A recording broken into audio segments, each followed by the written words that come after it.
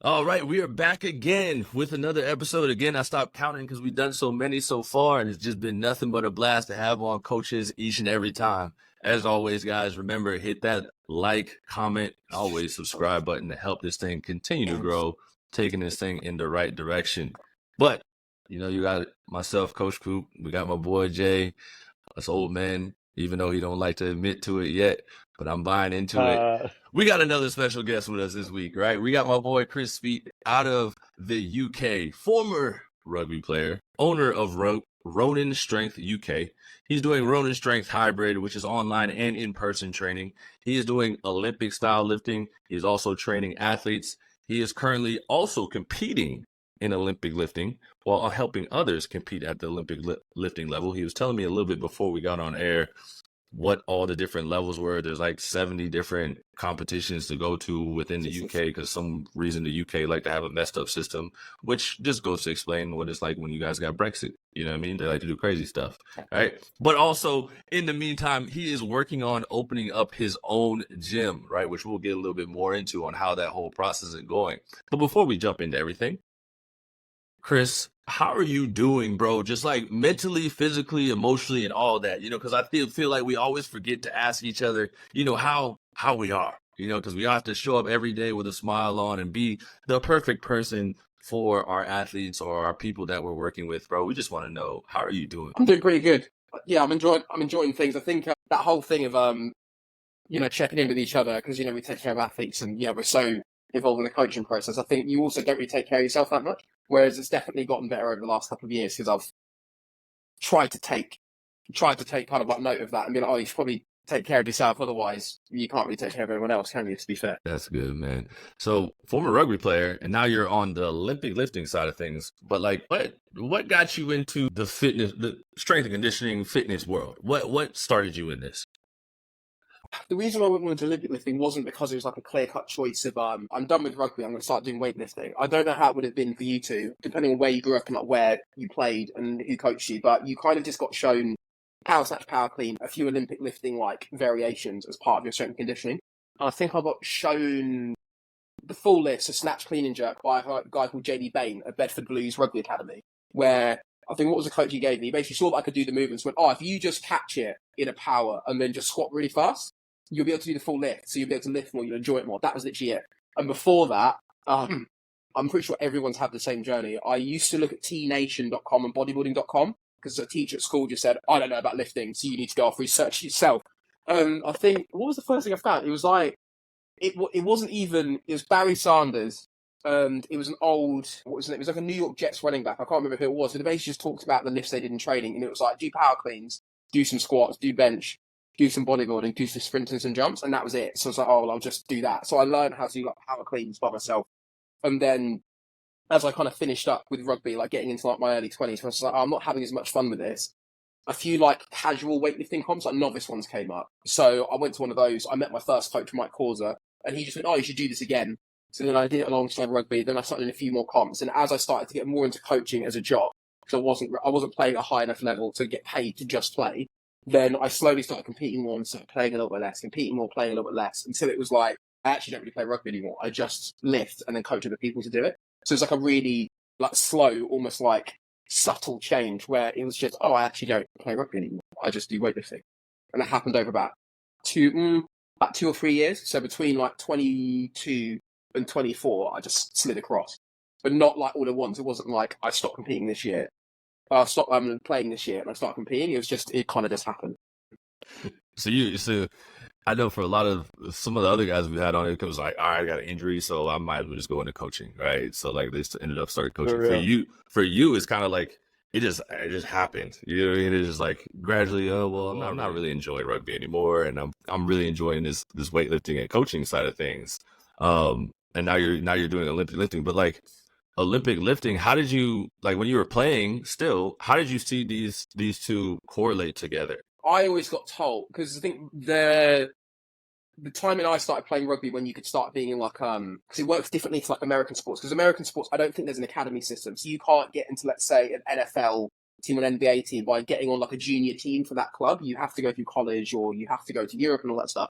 in England, it can be a case of you can never go to school, never play the sport at school, but then you'll have academies where it's like, if you're under 20 or under 18, you could be on the Northampton Saints Junior Academy or the Bedford Blues Junior Academy, and that's the system that I went through. So my school was okay, but it wasn't great for rugby. It was solid, but it wasn't up there. So then I kind of did that, and then I think I just got told I was really short. So every time I went to a trial or I went to a game, I just thought, oh yeah, you're quite good, but you're really short. Yeah, you're actually not that big. You're quite small, so you're gonna have to do something about that. But that's the thing. Like, so I got in. I'm now like I work with normal people, and I get told that you're quite big, like you're quite large. It's quite intimidating. I'm like, what do you mean? I'm not that big. Then like being like 5'8", 5'10", and like almost 100 kilos is quite big. But then all I know is that I played with people who are 6'2" and above, weigh 20 kilos more than me. So I'm just getting told, yeah, you're quite short. You should probably go to the gym so that you like don't basically get broken. So all I knew was that the stronger and bigger I got by going to the gym, I seemed to not get bullied as much. And then it got to a point where I could actually hold my own in games. And then I'd get kicked for teams just based on how I played because they weren't looking at me thinking, oh, are you gonna have to get hit a little bit too hard and then just be out? And to be fair, all of my injuries in contact, it was always through something weird, like the whistle's gone and someone's just plowed through my knee anyway, or like it was never through just being hit normally and then getting injured or getting knocked out. It was always something weird. So like the better I got in the gym, the more I trained there, the easier it got for me to play. That was the correlation I made. So I was like, oh, well, this training stuff makes me more robust and it makes me more capable, so I'm just going to do more of it. And then it just got to the point where eventually, because I enjoyed the gym stuff for what it was, and then I didn't enjoy rugby as much, then I was like, well, I'll just keep doing that stuff because I like that just as a means and an end to itself anyway. But it started off as, oh, if I can power clean more and squat more and I get a little bit bigger, like I can see like a kilo go up on the scale every couple of months, then I get better at rugby. And then it got to a point where I was like, oh, I actually just like the gym stuff anyway. I don't really care that much about rugby anymore. Yeah, I mean, it's a little less taxing on the body, you know, the gym stuff. I mean, you do still have injuries that come from doing it, but I mean, not the same as, you know, I mean, rugby and football is kind of similar. Just people just running into each other like idiots, and just trying to hurt the next person across from you. Right? That's pretty much what both of our sports are, you know. Yeah. But now with the Olympic lifting, like that's pretty complex, right? Like you're talking about hang cleans, snatches, jerks, like all these things that, you know, it's in the Olympics for a reason because only like really high level people can do it and do it with the heavy volume and heavy weight. Like all that stuff is pretty technically sound. How are you, you know, coaching this stuff and getting, you know, athletes and also just your people that you have that you're working with to understand these movements? I think with the movements, it's a case of, I think they are very technically like complex movements. It depends on like what stage you're looking at them. Because if you look at like weightlifting as like how we would use them, like if we were still playing rugby or like with you two still playing American football, the more talented athletes get, the easier they'll find to pick it up. And if you're just using it as a tool to get better at your sport, it doesn't really need to be perfect. It just needs to be safe. So you need to do a power clean and look at a guy and be able to go, he's not going to break his wrist doing that. I don't care if he's swinging the bar out a little bit.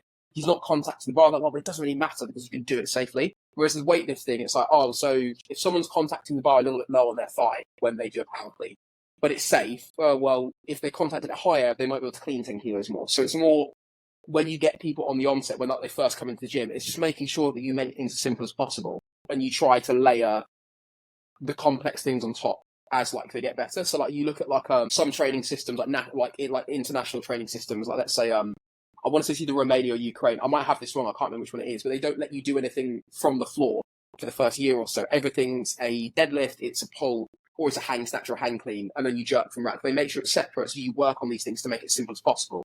So then when you put it together, it doesn't feel as complicated. So it's like taking these movements which, when you look at them, they are simple. It's like just get it off the floor and go overhead in one motion, and then get it off the floor, get it to your shoulders, now get it over your head in one motion. Like it is relatively simple, but in terms of making it perfect, like making it as close to perfect as possible, it can be complex if you don't. It can be complex if you rush it. So if you make it and you try and make someone do like a snatch clean too heavy too soon, of course it's going to feel complex because it's a fast movement and it's supposed to be simple. So it's the same as I'm trying to think what a good example is. Like if you just understand how to kind of like, you know, do like a hard cut on your outside foot, once you have it down, you understand how to fake and how to shake your shoulders and throw a step across. You don't have to think about it. You just go, oh, well, I want that guy to get out of the hole and go over there, so I'm just going to throw him across. But you don't think about what you do with your shoulders and how you shake them across, where you throw your head, how far out you put your foot, and where, like, you know, how far over you're going to bring your chest. You just kind of do it because you practice it until it's simple. Then when you get in the game, and you've got a guy in front of you, you go, oh, well, I just need to move him across that way. So then you don't think, oh, I need to put this leg here, I need to bring my arm across, I need to keep the ball like really tucked in, I need to bring my head across to here and look that way. You just kind of do it.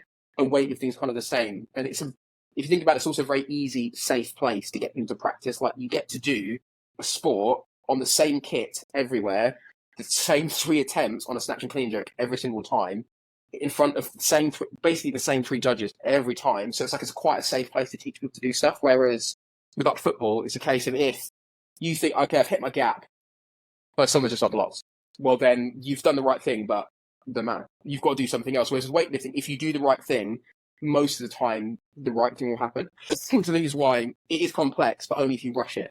If you just take your time with it, then it's usually going to be fine, and people are going to learn the correct way. What did your journey look like from competing rugby professionally? Took that transition from competing in rugby to competing in the Olympic space. I think the main thing with rugby was, and there's a guy called I can never remember his first name. I can only remember his son's name. There's a guy called what's my coach's name? His name's Pricey. I can't remember his first name. We all just called him Coach Pricey. I remember he took the assignments and just said, no, you need to make sure you're enjoying like playing rugby for what it is, like just a game, because you're so concerned with making it like a career that I think you're not going to enjoy it. He used to give me loads of advice that I found really irritating because I thought he was having a go at me. Whereas now I look at it, it's like, actually, you were just getting annoyed because I was being stupid. So then I finally got to being a professional. I felt like you ever seen that astronaut meme? So one astronaut's looking at the planet and there's another astronaut that's gone behind him. Like when I got to the top, when I finally got like paid to play at a club that wasn't maybe the best environment, it kind of felt like, oh, it's just the same as the amateur level, but just harder. And it's like, yeah, always has been. Like I thought, like, oh, you're going to get to be a professional, and it's going to do so much difference in the change. You're going to be so much happier. Then you get there, you're like, it's just much harder. You spend more of your time on it, and it hurts more. So if you don't enjoy it already, you're not going to enjoy it when you get to the professional level. Like there are some things that are better about being a professional player and a professional athlete, but there's also some stuff where like it's a trade-off. There's some stuff where it's so much worse. Like you're more likely to get injured, you're more likely to get bashed up. There's more pressure on because you're playing for money, and your coaches are being paid based on the result, not just on like, oh yeah, we just need someone to turn up and help everyone, warm up and go out and play. So once I got to that level, I was like, well, I don't really know how I can now make myself enjoy this, because I've spent so long being like, I just need to get to a professional standard. So when I got to a professional standard, like for however briefly, I kind of got to a point where I was like, well, I've kind of technically achieved my goal. I've got to a professional standard. I've played it, but I don't enjoy it. But then with weightlifting, I was like, I just enjoyed like with rugby, it's a case of if I wasn't being paid to play, however much we got paid, you could not convince me to get out of bed on Saturday morning if I didn't want to. Whereas in like weightlifting, if I had a shift at gym I used to work at 6 a.m. and I knew I wouldn't be able to train throughout my shift, I'd just get up at 4 a.m. and I'd max out in my living room by myself at 5 a.m. and have a great time. So like I was like, oh, I clearly enjoy one thing more. I clearly enjoy lifting. I don't really enjoy rugby. It was more just kind of like letting the identity as being a rugby player just die off, and then just being like, well, I'm going more into coaching and lifting. But it just took a bit too long for me to accept it, because I didn't really know that's what was happening. So I was like holding on to rugby because I was like, no, this is what I'm supposed to do. Because, subconsciously you're like, well, I'm a rugby player. I've had been since I was 14, 15. And then all of a sudden it's like, oh, well, you don't want to do that anymore. But then it's like, oh, but it's almost like I was waiting to want to do it again, and I just didn't. So then I just went and started competing with weightlifting because I genuinely found that more fun. Like I'd happily get up at 5 a.m. on a Saturday, get 2 trainers down to London, do a competition, stay there for the whole day, talk to people and go back. Whereas the rugby is a case of, if one of my friends said, oh, I've got a tournament, it's in North Wales, do you want to go? I'd be like, no, not really. It sounds a bit far. But with weightlifting, it's like, not really, no, I don't really want to go. But that's the kind of sounds the whole weekend. Nah. Weightlifting, oh, do you want to go and lift weights in Manchester? We're gone from Friday to Monday. Yeah, absolutely. Yeah, I'll drive up there. That's crazy. I mean, but it makes sense. You know what I mean? Like just thinking about, you spent your whole life saying that I'm a rugby player, right? And then that's been your identity. And now you're trying to figure out like what is next. But like you're venturing into something that you're actually enjoying and finding that, hey, this could be like my new identity, because we all as athletes get lost in like what we do and that becoming us. Right. And it's the same way in coaching now, right? Like you get into coaching, you're like, well, now I'm a coach, right? Like, and that's all like I know, but like there's so much more to what we do, because when you coach, you also end up being a little bit of a therapist at the same time too, because you got to help these people, mentally be prepared, mentally be strong. And like you're taking athletes to compete. Now, what are some things, that you deal with when you take athletes to compete, like on the mental side of things, and how do you help them overcome it? I think with a lot of it, so we've got varying levels of people competing. So we've got some people where they've got into weightlifting and it's a sport they really enjoy because it's more just about their performance, but they're probably never going to go to nationals. They're never going to medal at an international. They're doing it purely because they love it. So with them, it's more making them not to put too much pressure on themselves, because it's like, it literally like, I actually sent one of our listeners is basically having a breakdown because she's going to nationals this weekend in abroad. It's do you remember I don't know if you ever watched it, the Disney spin-off Loki, where I think can't remember what the time agent says to Loki, but he basically goes, yeah, very sad. Anyway, like, it's like if you do badly, everyone's like, oh, it doesn't really matter. If you do really well, everyone's like, oh, great. Oh, it doesn't really matter. Like, it's that whole thing of like, it doesn't really matter that much. Like, the people who care the most about your performance are you. So it's getting people who are at a lower level where like they're just going to purely for an enjoyment to realise as long as you enjoy it, it literally doesn't matter. Whether you bomb out, whether you underperform, whether you get PBs, you get PRs, doesn't matter. Then the same for the people who are going for like, they're trying to get on an international squad. It's like, if you're not enjoying it, it literally doesn't matter. If you put too much pressure on yourself, it's like, it's all something that you're doing like intrinsically. So it's getting the people where it's not going to earn them a living. They're just doing it for enjoyment. They just enjoy not taking it too seriously. And for the lifters who want to go to a higher level, it is a lot of like basically like, you know, unofficial, like you're saying, being a bit of a therapist type of thing. It's getting them to not put too much pressure on themselves and try to enjoy it, because like, I mean, I'm sure you two all know, the people who seem to perform the best in a rugby locker room, in a football locker room, you almost, to the people who take it too seriously, it probably looks like they're joking around. They're not taking the sport seriously. Then you look and it's like, oh, they're enjoying themselves and they're staying relaxed until they need to switch on. And it's kind of doing the same thing. It's like, do you need to be pacing around your room for like every night before a competition, visualizing your lifts, when actually you could probably just relax, chill out, and then get to competition day and then switch on, knowing you've got that energy left? Like, that's kind of what it's more about. I feel like with team sports like football and rugby as well, you need to have a bit of intensity going into a game because you don't know exactly what's going to happen. You've got a plan, but you need to be a bit more. You need to have a bit more adrenaline going. Whereas with weightlifting, it's like if you've been training solidly 12, 14, 16, however many weeks it's leading in, whatever's going to happen is pretty much set already. You're just going there to kind of see what you're going to get, knowing that it's already decided. You can't, like, stressing about it the week before isn't really going to do you that much. Like, you literally can't change what you can do now. What? Was there an aspect about team sports that you didn't like, that you prefer about what you're doing now, where it's just like the results are based on you and it's like, you know, the complexity of team sports is kind of like taken away and it's just like, you know, the results are based off whether you prepared or did not. There was nobody else to. Before I would have said yeah, because there's been some teams that I've been on where we lost games or we didn't perform well based on the fact that some of us didn't get along with each other, because the team cultures in general was a bit shit, which is more down to the coaching really when I think back to it. Or it's just a case of some people weren't as good as others, which is more frustrating rather than disappointing, because if someone's just not that good but they're trying, you can't really have a go at them for it. I think initially the appeal for some people is like, oh, so it doesn't, because there's no one else on my team, it's literally just about my performance. It makes it a lot more measurable. You're responsible. But then after a while, I think you get to a point where you're like, oh, it is actually a bit lonely, and it's a bit like you're an island. Like it's very insular. And I think the bad part about team sports is you're depending on other people. So you have to depend on people like you. You don't know what they're thinking. You don't know what they're capable of.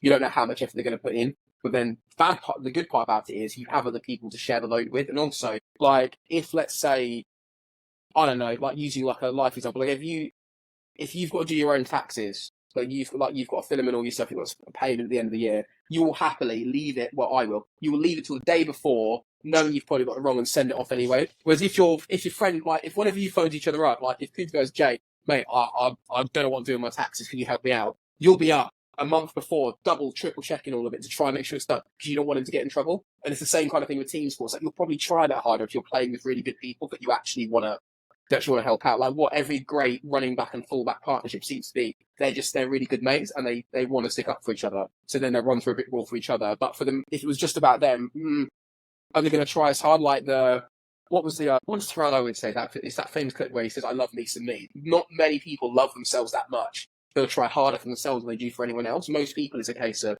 the people they respect and they like on the team, they'll try harder for them than they will for themselves. I think that's the great part about team sports. And with weightlifting, it's kind of hard to come by that, if I'm honest. Like, because it's such an individual sport, people get into it because they can be individual. So then getting them to then have like a team culture with other people is sometimes difficult, but it can be done. And I think that's what I try to get people to do, or I've tried to do more so now, is try to bring some sort of aspect of like team culture into some of the people that I coach so that they get around each other a bit more, because they always do better competitions if they know their friends, they're helping them out, or vice versa if they're helping their friends out. So is weightlifting, does weightlifting get into the team side? Like, do you guys form teams in the weightlifting thing? Like, I don't know much about like competitive weightlifting. So probably be a bit like track and field. Like if you have track and field at high school or college or like a pro level, then you'll have it where you compete individually, but usually there's a team aspect of points, and also you go to represent your club or your college or your high school or whatever it is. It's the same in England. Like you can lift as an individual, unattached or unaffiliated, they call it, or you can lift for a club. So most clubs now will have a team singlet or flight suit that you put on. You'll have like team gear and stuff. Most teams who are well established will try to sign up to competitions together. So it'll be you lifting, but then it will say you're from so and so barbell club. And some places, which is in Germany, they have something called Bundesliga, weightlifting Bundesliga. I think they have League 1 and 2, and that's similar. You lift individually, but your totals get put into a pot to make a team total, and then whoever does the best collectively as a team, I think you have 4 or 5 on each team, then wins. And that's one of the examples where it is still an individual sport, but your efforts get collected together for a team. And I think to be honest, I think that's a better way to do it, because then everyone doesn't need to have a day where they PB or PR everything. You just need to have a good, consistent performance, and you need to be smart about what you lift. And I think having both individual and team is important. It's like having 100 meters just for individuals, then having the relay. Like it's kind of like that. Like you have your individual competitions, then you have your team competitions to a degree. So so you're also doing online too, on top of working in person with people. Now with like the weightlifting stuff, how are you getting people to understand, like we said earlier, like there is complexities to like these lifts that we're doing. How are you getting people online to understand them, and how are you assessing them and like addressing or giving cues to those little things that they're missing on? I think one of the things is making sure people understand that because you're not there in person, the coaching process is a bit different. It's almost like doing homework, I suppose. Like, because your teacher's not there standing with you, telling you how to do stuff, like every time you write something or do something, you go and you try it, you bring it back. They go, this was good, here's the corrections, go try it again. It's kind of like that. So we'll use an app called Tree Coach, which I think most people are pretty familiar with by now. It's the one that a lot of coaches I know use. So all your exercise, your programming goes into there. There's demo videos, there's instructions, and then a combination of text feedback. Sometimes we'll video call people for consults, and then it's an app called Loom where you screen record stuff to explain things. So it's sending them drills, prescribing better exercises, and different like primers they can use, making sure their accessory work and their bodybuilding stuff's right to make them understand it. And then it's just being a bit creative with how you prescribe exercises to be able to fix certain issues. Because I suppose it's the same thing as like there'll always be a drill for even sports skills. So like where you're like kicking a ball, you're trying to be able to throw, like if you're trying to like touch pass versus deep pass, there's always a drill you can do which just gives you a good feel for it. So instead of someone having to explain to you step by step how to do it, they can just go, do this drill and try and do this. And then for some reason it like connects quite well. Like when we're in rugby, you have to like throw in at the line out. It's like the only time you basically throw overhead like this. And one of the drills they used to give us was just lay backwards on a bench or a Swiss ball. And you just have to throw upwards and try and hit a spot on a roof. Or you have to go on your knees, tall kneeling, and throw it to basically teach you don't throw your legs, actually be accurate and like try and launch it using your abs and your arms. But that, for me, instead of someone saying just throw it straight, stop trying to use your leg and trying to launch it like it's a shot put or something. Just doing that, just take your legs away and just try to be a bit more pinpoint accurate. Then that fixed it for me immediately. It's the same thing with weightlifting. If someone's not finishing their pull, they won't drop under a snatch fast, giving them high hang snatches, not letting them move their feet or getting to do it from blocks. That immediately just goes, oh, you're giving me something that's constraining me, so I have to figure it out. And I think in some ways, some people just need in-person coaching. Like some people just don't do well with online. Some people will do better with a combination. I think with some people, having the autonomy to be given drills and be given exercise and programs, and there's a degree of you need to go and try this and figure it out, is more helpful because it gives them some ownership over their training process. Because what you don't want is for someone to miss a lift and every time they miss it or they don't do well, they look at you like this and they always go, they do a rep and they go, well, was that good? And they look at you straight away. Like you want someone to be able to know if they've done something good or not. So I think that's not online works very well. So we do text feedback, video feedback, smart exercise prescription, and yeah, just trying to make sure the programs are as enjoyable as possible.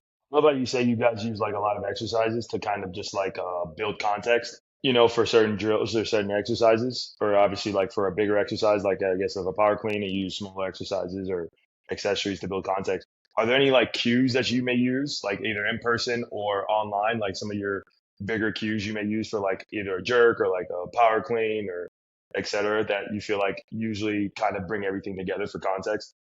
Yeah, there's a couple that I would use that usually tends to make the most sense. I think most people we have, it's very rare we get someone who's never played another sport, like ever. So you can usually use context from their sport. So most people understand what it's like to punch or throw something. They'll understand what it's like to jump. They'll understand what it's like to drop into a squat and things like that. So it usually becomes easier to use those as reference points.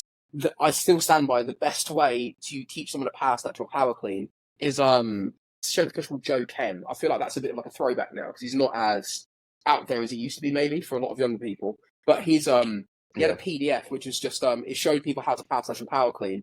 And I think it basically starts off. He just goes, just treat it like it's a leg press off the floor, jump as hard as you can, and then either punch it behind your ears or punch your elbows through. Just push, jump, and punch.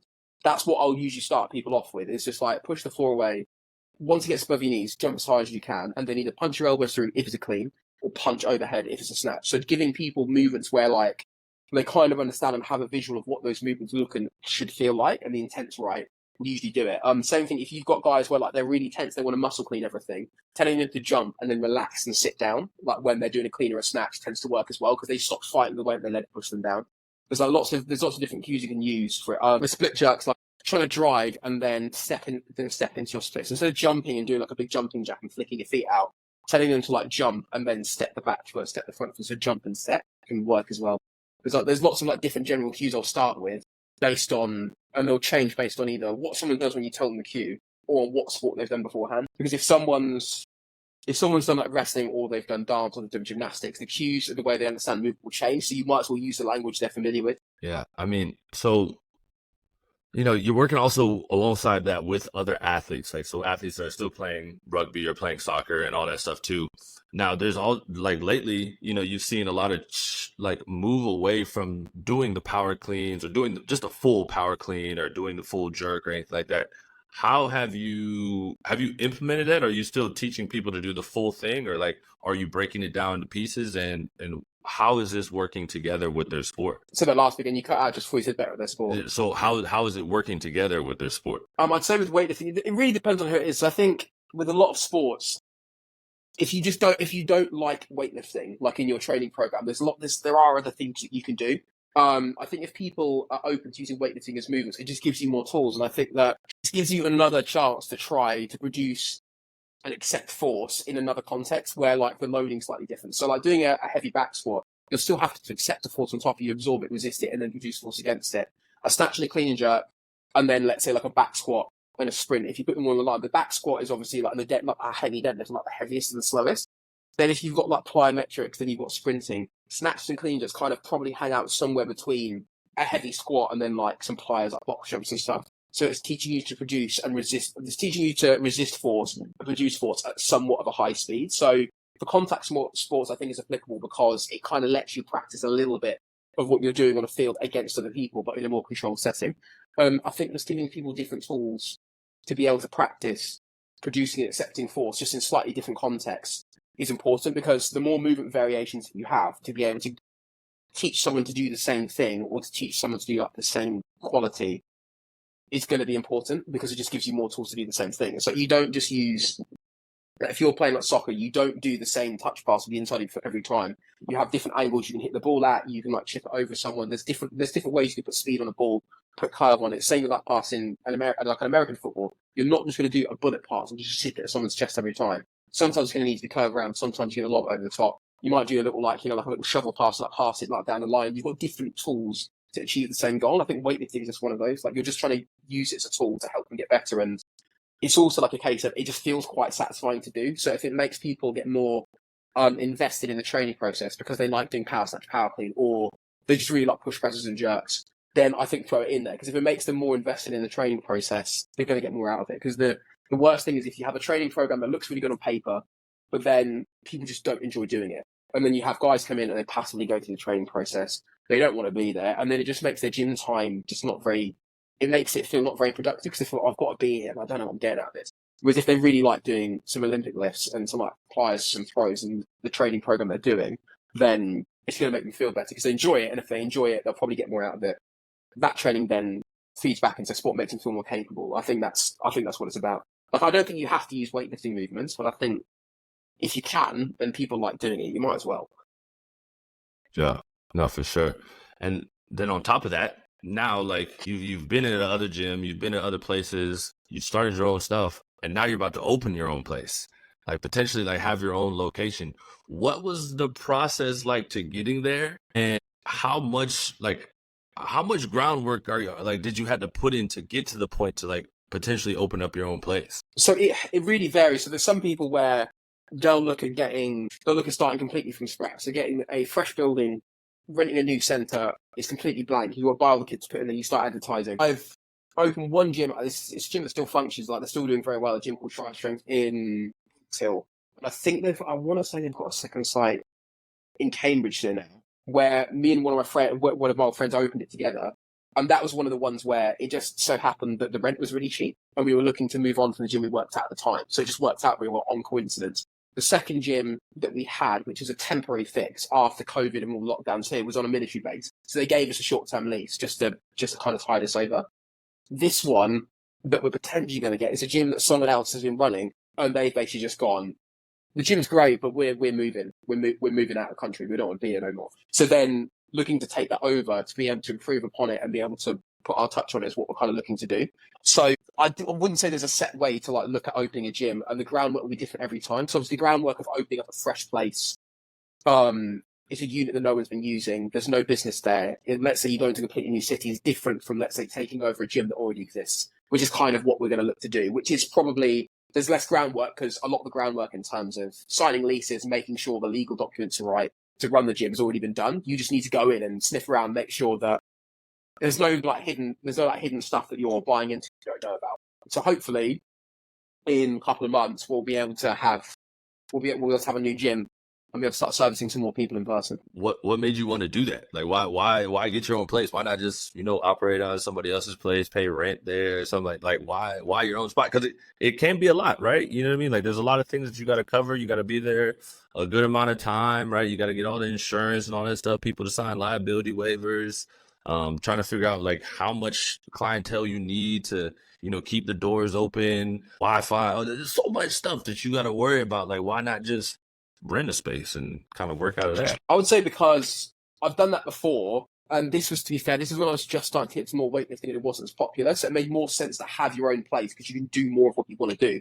So before, it's from convenience. I can't really coach weightlifting in the gym that I'm at because that's not what they service. I'm having to buy a lot of my own kit to do it anyway to store it at the gym, so I might as well get my own place for cheap enough.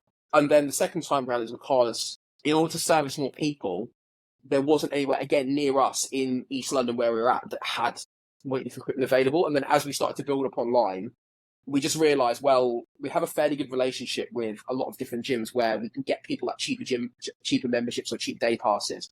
And when we had to close the gym that was in East London because the lease ran out, it was sad, but no one didn't have anywhere to train. Literally everyone had a group of like Ronin Strength lifters of their friends that you go and train with in different gyms. The overarching like actual mission of having Ronin was to try and make weightlifting and good training more accessible. So in London, where we are, everyone has somewhere to train. Everyone has friends to train with for the most part. Whereas outside of London, which is where we look to open a gym, we're looking at another spot where it's like, well, where do we have people or where do we have members where they just don't have access to good training facilities and a good training environment? So then it's looking at basically trying to take your try to take the mission statement and do it somewhere else, to keep trying to leave somewhere else a little bit better than what it was before.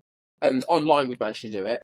In person is the next one because realistically, even though we're people, is to have a combination of in person and online. And if it works out cost wise, which this place would, then that's why we would do it. Because you're right, the costs and stuff of all the liability, all the waivers, all the rent, all the leases, it does add up. But in London, it's like just silly money that you're looking at. Whereas outside of London, you have less places available for you to train at, less cost. So then it makes sense to go and try something out there. And also just doing the same thing all the time online, I just get bored because I'm sat here on my laptop by myself all the time. I start to go insane. So having like somewhere where I actually get to see people every day, and I have to go somewhere will be a welcome change. It'll be a good stress. No, that's awesome. This is like we see in the States. I think I know that it changes state to state. So I know that like one of my friends he moved across there from here, and I think he moved. Where did he move? I think it was like I can't remember where he moved to. It was between two different states, and depending on what state he went to, was going to decide whether he opened his own gym or went somewhere else because of the tax laws, because of like real estate costs. So I think it's like in America, it seems more depending on what state you go to. The bigger you go, the more you're rewarded in terms of like how much you'll get taxed and the costs. Because it's almost like if you're willing to take a bigger risk, we'll give you a bigger reward and we won't tax you as hard because then you'll be able to create more jobs, create more infrastructure. Whereas in England, I mean, one of my friends recently, he went all online and moved to Bali. Well, he went on Bali for holiday and then realised, oh, I can buy land here. Actually, I can register my business here. Then he looked at the costs there compared to England, just went, bro, why do I live here? This is ridiculous. It's like here, it feels like as you start to get to a degree, as you start to do better and better, the costs get higher and higher and higher and higher, and not just like in absolute terms, like even as a percentage. It feels like the money you make here and the percentage they take slowly it does this. Like you can't outrun the costs. Whereas I think maybe in America it's a bit different, or in some countries it's a bit different. That's why you see so many people moving. So I think it's difficult to build bigger performance places, but it can be done. You just have to have. I think there has to be a commercial arm to it, and you have to be smart with how you distribute your money. It makes it difficult, but it's not undoable. But I agree with you. I don't think it's as easy as what it is in the States. I think it is more difficult. Yeah, I think the one thing that makes it difficult too is like how you always how you were just saying, but like the academy and club culture in Europe, it's just like it would have to be oriented towards commercial. Yeah, Because in America you go like just like where Coop was working out, where was that a D1 or like or any facility that's more so geared towards athletes. yeah. Well, yeah, and you see as well, like especially with like European football, like soccer, you'll see it where like strength and conditioning is still frowned upon a little bit. So you'd even see it where one of well, I'm not going to say who it is, so I don't want to get him in trouble. He trained some people from a very successful Premier League football club, and they won't let him post or talk about the players he coaches because they don't want it to be seen that they're going to the gym because they don't like gym and strength training. And because those players' injury rates have gone down and they're performing better, they also don't want him to talk about it because then it makes the club look bad because they don't want them to have external strength and conditioning coaches. And I think it's a case of with the academy system as well. Like with America, I think it's always a case of in America, at least from what I've seen in sport, it's a case of, well, if you can do a bit more and you can do a bit better, well, we should just do it. So if you can go to a performance center in off season, well, you should probably do it. If you can train a bit more and you can recover better, well, you should probably just go do it if there's a place for it. So it's always like being proactive, be like, well, we can do more. So why would we not do it more? We can do it better. Why would we do it better? Whereas I think some places here in some sports, it's always a case of, well, this is good enough. You could go to the gym and get better. Well, why do I want to do that? Like I'm playing fine, so why would I go do anything else in off season? I don't want to do that. Like it's a case of I think it's because there's different levels to sport in England. Like in America, I think like I know NBA has is it called D League or is it G League? I can't remember what it's called. There's a development league below NBA. I think it's called The D League. Yeah. G League, that's it. I can never remember what it's called. So I know that NFL years ago used to have NFL Europe and they used to use that as their G League. But in England you have basically with rugby you have Premiership, Championship, National 1, National 2, National 3. Those are your professional leagues. You have 5 professional leagues where you get paid a little bit less and it gets a little bit lower in standard and more accessible the lower you go down. But then below those, you've got probably another 6 or 7 steps of like different leagues you can play in. Whereas in America, it's like after you get out of college, you're either playing in a weird like amateur league for football in your state, which probably isn't that big of a deal, or you're playing the NFL. Or you go to Europe. Do you know what I mean? It's always professional. And I think the fact that it has to be professional if you want to carry on when you're an adult, like it makes it so that those performance centers are pretty important. Because it's like, if I'm gonna be playing when I'm an adult, I've got to put everything in here. Whereas in England, which I think is good and bad, if you want to train 2 days a week, you don't really want to be traveling that much, but you still want to play decent standards of football and rugby. You can pick a team, you can pick a level for that. Whereas America's literally go pro or bust. What do you want to do? Do you know what I mean? Which I think is why the performance centers do better there because it's literally go big or go home. Whereas in England, it's kind of like I want to go like medium big, not big big. I want to go medium big. So what's the league for that? Step 3, League 1. Yeah, I'll go play League 1, which I think is great because it's like not everyone wants to be training 3 days a week, doing what Jay was talking about, like strapping your adductor up. Because I've done the same thing. Because I've got a game on the weekend, it's like, well, my MCL's pretty busted, but I'm gonna put some tape around it and hope for the best. Like, not everyone wants to do that. They want to be able to kind of have a nicer time, but still be a semi-pro athlete.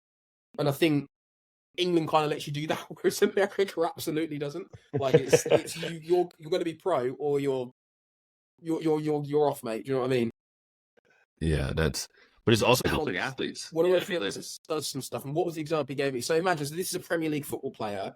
They were like starting for a Premier League team. They couldn't trap bar deadlift an empty trap bar off the floor. Like they couldn't get it off the floor. But when they did like a depth jump, like a depth drop jump, they were jumping like 35 inches. So imagine like that deficit of like strength to elasticity. Yeah. Yes, no one saw that as being a problem. And then they were always like, yeah, like my knees hurt a lot. I get like ankle problems. It's because like you're literally jumping off of like, like dreams and your bones. Like you're not using any muscles whatsoever. Maybe we should fix that. But that's the level. It's the dreams in the ball. Dreams in the ball. Dreams, like it's like you don't have any muscles. Like you can't pick up a trap off the floor. That's like if you had like I don't know if you had like a box of like if you just had like a box of like soda on the floor and they can't pick it up. Like that's like the extreme I'm thinking of. It's like you literally can't pick up like a household item off the floor, but you can jump higher than anyone I've ever seen, and you can play a professional sport. It's like I know that you don't have to be super strong to play all sports, but come on, there's got to be. That's like too far in the other direction. I think strength and conditioning isn't super important for everyone. Like I know Allen Iverson and a load of different NBA players just never really went to the gym because they already had it, quite unquote. They already had whatever they needed. But I think, especially in England, some people need to go into the gym and pump some iron a little bit. So then, how working alongside with the teams? I think with the teams it's difficult. I think you need to a degree, if you want to work for a team, you have to play the game a little bit because there's always going to be that coach who will want to be really reasonable, want to work the S&C coach, but when the lads have played bad on a weekend and you've not tackled well, he's just going to make you run suicides on Monday. Like that's going to be the attitude. It's going to be very emotional coaching. So it's going to be partially trying to work with them to see what you can get, to almost like compromise a little bit, or you work externally. There's a guy called Austin Yoakum. He runs Yoakum Strength. He talks a lot about this. He's worked in the professional sector in America, and now he does stuff independently. But he won't do it how what you were talking about, Rory, where he'll work with people individually. He does what Rory does more now, where you have a training group. So you have people who will come in and train together, and he'll get them to do strength and conditioning that way. And I think it's becoming more relatable to the athletes because we're all like relatively young in the grand scheme of things. We still play. If people know that you still play the sport, you're still connected to it, you understand it, and you can relate and be like, oh, this is the kind of stuff that I know. I found it really helpful when I had this injury, or I found this really helpful when I was struggling to get bigger, or this is how I found strength training helped me. I think you should do this as well. If you can make yourself more relatable to them and you can make them enjoy training more, it's about the players at the end of the day. So if the players overwhelm you like, this helps me, I want to do this, at some point coaches are going to go, well, we should probably involve that at some stage because they're getting better. And it's also a case of if you're working privately and all the players, let's say you have 5 players from one team and they all get better, they're all enjoying training, or they're all healthy, they don't get injured, they go to practices in their team and they're just smashing everyone up, they never seem to get injured, they really like training, then at some point a coach is going to go, a good coach will go, well, I should probably pay attention. I'll probably talk to their coach and see what he's doing and see if I can get him to do it for everyone else. Because really, that's what happens with like I know you're saying I can't remember if you said you've had Rory on if you're going to have him on, but watching him when I met him just after lockdown to now, he started off with like 1 or 2 fighters. Some of them be boxers, they come in the morning. Some of them would be like trying to get into the UFC through MMA. And now, if you go to one of the days when he has people in, the gym is literally heaving with like professional fighters, and all of them are enjoying training. They all want to train together. Like they're all trying to like bet on like who can trap by deadlift more. They're all trying to see who can jump the furthest, and they all enjoy it. And because of that, and it's a bit different because it's an individual sport, you now get more people going like, oh, well, they're all training with Rory. They're all stronger. I want to go back and see what they're doing. Oh, that person's come back from injury well fast. Are they training with Rory? I want to go see what they're doing. I'm going to go train with them as well. I'm not missing out. So it's almost getting enough people to buy into it, maybe outside of the institution. So then it's almost like the other players get fear of missing out. They're like, oh, well, I don't want to miss out on that. I want to get involved. I don't want to be weak. I've just got to run up by another one of Coop's players. Oh, one of Jay's players has run past me again. Like, oh, no, I'm not having that. I'm going to go and see what their training's like. I'm going to go join them. Like, that's, I think, where it comes from. Because getting into institutions, you have to have, like, a proof of product first. And then they'll hire in afterwards, for the most part, I think. And sometimes it's easier to work outside of the institution and influence the people who matter, which is the actual players. I definitely think that work outside privately, and then their players are coming to you, then okay, we'll send you more players, but they don't want you to recruit to help other players go other places. It's a nasty world, right? When you're just trying to help athletes become better athletes. And we have nothing to do with recruiting or sending people to whatever club they're going to, or even like a fighter going to a different boxing club or a weightlifter that's going to a different place to lift. Like we don't have anything to do with that. All we're trying to do is make them better at what they came to us for. So it's crazy to think that like people like just won't allow their athletes to go work with you and become better and like actually buy into what like how important the strength and conditioning side is to sports.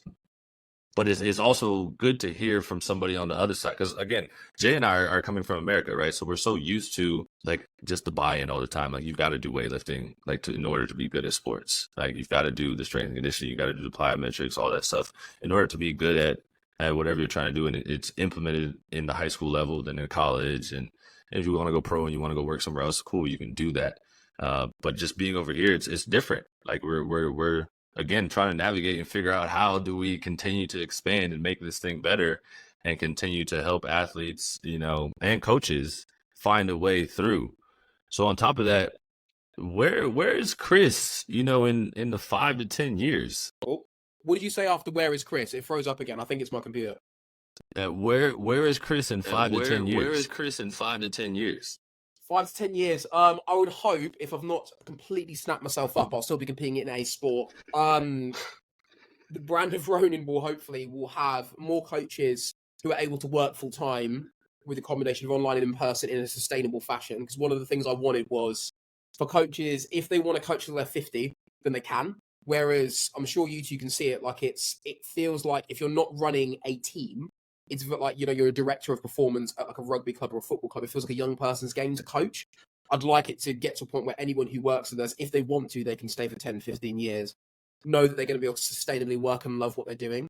And then hopefully this gym that we're hopefully going to open will be able to make that successful, leave someone to run it and have it be like more their thing and then move on and do it again. So just hopefully just be able to influence more people to be able to work in sport and actually make it so it's like, well, no, I can actually make a good living off of this. I can love my job and retire off of it.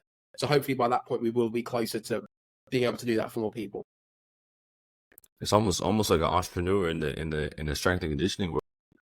Kind of opening somewhere and then leaving it for somebody else to run, which is phenomenal because again, that's what we're trying to do. We're trying to help other coaches find a network and get to those places that they want to go to and continue to coach and expand the level of coaching over here to the point where it's elite across the board. So no matter if they're going to Khrys, they're going to Jay, they're going to me, they're going to Rory, they're going to Sam, they're going to all of these people over here in Europe, they're getting quality coaching.